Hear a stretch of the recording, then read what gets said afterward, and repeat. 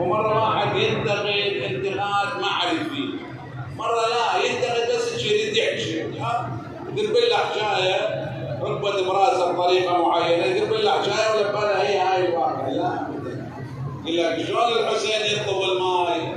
وطلب الماي مذلة والحسين عزيز يقول آيات من الذلة، لا يا أخي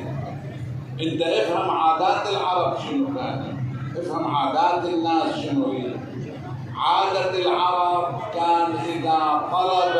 الوافد ماء مذلة للمسؤول مو للسائل، لأنه عيب عند العرب أنه يجي إنسان مثل خضار ونقدم له الماء أول شيء. فإذا يطلب